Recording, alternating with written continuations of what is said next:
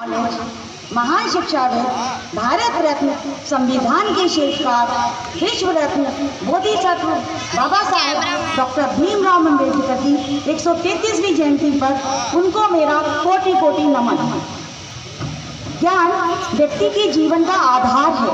ये अनमोल विचार उस महानायक के हैं जो कि किसी परिचय के मोहताज नहीं। आज हम सब उसी महानायक के जन्मदिन को मनाने के लिए यहाँ उपस्थित हुए हैं। मैं किरण आप सभी सम्मानित नागरिकों का स्वागत, वंदन, अभिनंदन करती हूँ। आज मैं भीमराव जी के विद्यार्थी जीवन की एक झलक लेकर आपके समक्ष उपस्थित हुई हूँ, जिसमें उनके शिक्षा के प्रति उनके प्रेम और संघर्ष को प्रदर्शित किया गया है। चलिए आप सबको मैं ले चलती हूँ भीमराव के विद्यालय में, जहाँ पर देखते हैं उनके साथ कैसी कैसी घटनाएं घटित हो रही हैं। हम लोग क्यों नहा रहे हैं बे? कौन? वो सामने पीली टी शर्ट वाले खड़े हैं। अरे भाई, ओ आप फिर से स्टार्ट करो। ओहो, आ गया राजा साहब।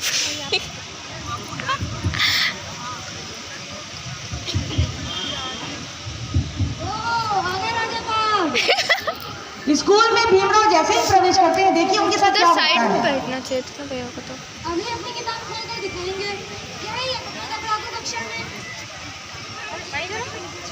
बैठ जा।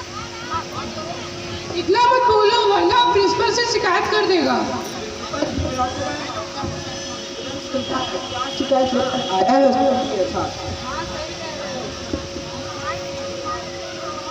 माइक सही पकड़ो।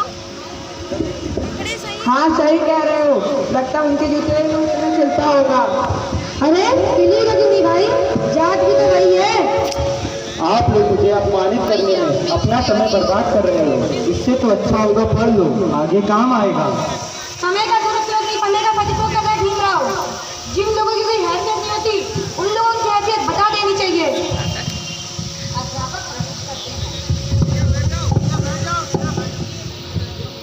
बैठो बैठो बैठो।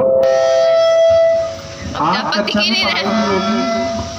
आज सिर्फ कुछ अतिथि आए हुए हैं जो विद्यालय का निरीक्षण कर रहे हैं। उनके लिए कुछ क्वेश्चन होंगे और आप लोग सब लोग उसका सही सही जवाब देंगे। जिनको जिनको मैं नाम बुलाता हूँ वो अपनी अपनी जगह पे खड़े हो जाए।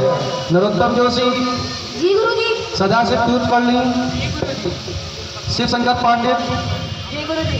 और बनवास शास्त्री। जी गुरुजी। आप लोग सभी लोग अतिथिगण के शुद्ध से सवाल जवाब करेंगे। जी गुरुजी। गुरुजी मुझे भी शामिल कर लीजिए ना। भीमराव, तुमको इस स्कूल में पढ़ने ही दिया जा रहा है, यही एक बड़ी बात है। क्या चाहते हो कि हम एक छोटी जात के विद्यार्थी को सबके सामने प्रस्तुत करके उनका अपमान करें?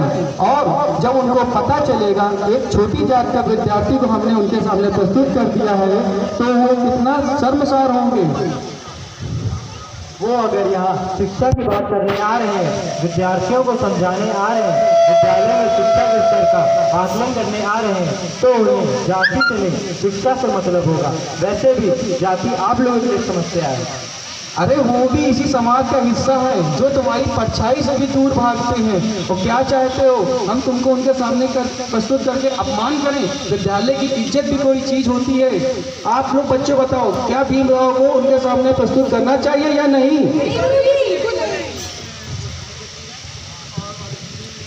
सर अतिथिगण आ गए हैं। चलो बच्चों, सब लोग अपने अपने साथियों का हौसला अफजाई करो चल के।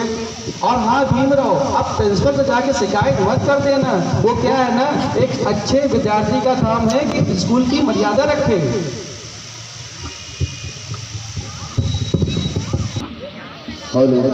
मुझे झाड़ू दीजिए। तुम जाके पढ़ाई करो। जी मुझे दे दीजिए।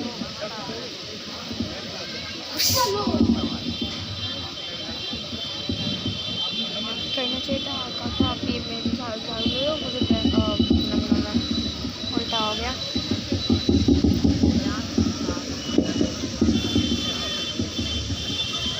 ये अब तो ठीक हो। भाई ताली कैसे बजाएंगे? मस्त ताली बजाएंगे। किरण आंटी बोलेंगी ताली क्यों नहीं बजवाई हम लोग को? एक बार 4 बार बोले थी, एक बार बोल दी सीधी दीदी ने बजा रही। अब मैं प्रिंसिपल महोदय से आग्रह करता हूँ कि अतिथिगण का माला पहनाकर स्वागत करें। अच्छा ताली ताली ताली तालियां।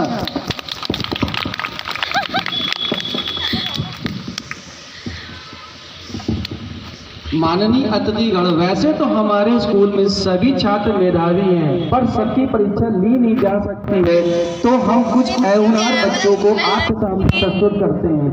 आप इनसे जो क्वेश्चन करना चाहें कर सकते हैं। अच्छा, तो आप लोग ये बताइए कि वास्को डी गामा और कोलंबस में क्या समानता है और क्या असमानता है? बीच में आओ। दोनों में ये समानता है कि दोनों ही नाविक थे और यही है फारसी के बहादुर थे, और दोनों में यह विषमताएं है कि दोनों ही समुद्री रास्ते से इंडिया की खोज के लिए ऐसा निकले, लेकिन कोलंबस इंडिया की जगह अमेरिका जा पहुंचे, लोग जो भी सोचेंगे वो वास्को डी गामा ने इंडिया तक का सफर तय किया। तुम्हें इन दोनों में इतनी ही समानताएं और असमानताएं नजर आ रही हैं? हाँ सर, बस यही विषमताएं हैं। बाबा साहब मन ही मन सोचते हैं। उन दोनों में सबसे बड़ी विषमता उनके काम के प्रति नजरिए की थी। अगर इतिहास से सीख ना मिले, वर्तमान और भविष्य की तैयारी बेहतर ना हो पाए, तो इतिहास सीखने का कोई फायदा नहीं। नजरिया बहुत ही मायने रखता है। तुम्हें इतिहास की घटनाएं तो पता है, लेकिन इनसे मिलने वाली सीख वो तुम्हें ज्यादा चढ़ गए। अरे सर, बच्चे हैं, धीरे धीरे सीख जाएंगे। अच्छा, ये बताओ कि आर्किमिडीज का सिद्धांत क्या कहता है? नरोत्तम जोशी बेटा, तुम बताओ। जी गुरुजी, आर्किमिडीज का सिद्धांत। अरे वही जो मैंने कक्षा में तुमको सिखाया था। जी गुरुजी, एक मिनट का है। अरे बेटा, थोड़ा सोच के समझ के बताओ। आर्किमिडीज का सिद्धांत, हाँ, आर्किमिडीज का सिद्धांत ये कहता है कि कोई चीज डूब जाती है तो कोई चीज तैर जाती है। क्या डूब जाता है, क्या तैर जाता है? नहीं गुरुजी, कि हम सूखी लकड़ी तैर जाते हैं और लोहा पत्थर ये सब डूब जाता है। लेकिन लोहे से बनाया हुआ पानी वाला जहाज वो तो नहीं डूबता, और व्यक्ति भी जब तैरना सीख जाता है तो वो भी नहीं डूबता। अरे पर लोहे के जहाज को 4 मीटर की सीधा करता है, इसमें काफी घर चलाया जाता है, वह नहीं डूब सकता। और मनुष्य भी जब तैरना सीख जाता है तो वह तैरने लगता है ताकि डूबने से बचा जा सके। आज इसमें परमात्मा क्या आर्किमिडीज का सिद्धांत यही है? जी गुरुजी, कुछ ऐसा ही है डूबने और तैरने के बारे में। हमें खेद है यहाँ की शिक्षा व्यवस्था से, हम बिल्कुल संतुष्ट नहीं। खड़े तो अगर आपके विद्यालय के ये सबसे मेधावी छात्र हैं तो इस विद्यालय की व्यवस्था और समस्त शिक्षकों की अवस्था और संपूर्ण विद्यालय की व्यवस्था पर सवालिया निशान लगता है। हमारे इस परीक्षा का दौरा संतोषजनक नहीं रहा। क्या करते हैं आप लोग, क्या पढ़ाते हैं इन्हें? अगर यहाँ की शिक्षा व्यवस्था इसी तरह रही तो हम उच्च पदाधिकारियों को कड़ी से कड़ी रिपोर्ट देंगे। चलिए। गुरुजी, जब किसी वस्तु को किसी द्रव में पूरी या आंशिक रूप से डुबोया जाता है तो उसके भार में कमी का आभास होता है। यह भार की वह कमी है जो वस्तु द्वारा हटाए गए द्रव्य के भार के बराबर होती है, जिसमें वस्तु पर नीचे से ऊपर की तरफ एक बल लगाया जाता है जिसे उत्प्लावन बल कहा जाता है। जो कोई वस्तु लगाई गई द्रव्य के भार के बराबर होता है, इसीलिए कोई वस्तु पानी पर तैरती है। सर, इसका मतलब यह हुआ कि कोई वस्तु अपने भार से अधिक पानी हटाने की क्षमता रखेगी, वह पानी में नहीं डूबेगी। अरे तुम तो झाड़ू लगाने वाले लगते हो, फिर तुम्हें ये सब कैसे पता? सर, पद्माकर गुरु जब कक्षा में पढ़ा रहे थे तब हम कक्षा के बाहर झाड़ू लगा रहे थे। वह इतना अच्छा पढ़ा रहे थे कि मुझे सब याद हो गया। इस कॉलेज में सभी शिक्षक अपने अपने विषय को बहुत अच्छे से पढ़ाते हैं। इस कॉलेज में पढ़ाई बहुत अच्छे से चलती है। ये कॉलेज बहुत अच्छा है। अब रख लो। अरे तुम तो बड़े मेधावी हो, तुम्हें कक्षा के बाहर खड़े होकर नहीं पढ़ना चाहिए, तुम्हें कक्षा के अंदर बैठकर पढ़ना चाहिए। इनकी पढ़ाई की व्यवस्था शीघ्र ही की जाए।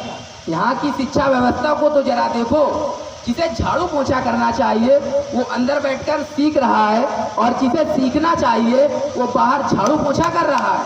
चलो। बहुत अच्छा है गुरुजी के सामने, बहुत उत्तर देता है, मारो इसे।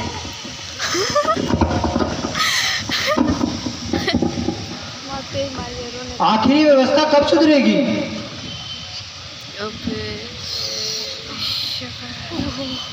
हाँ, मेरे हाथ बंद कर दो। Stop stop.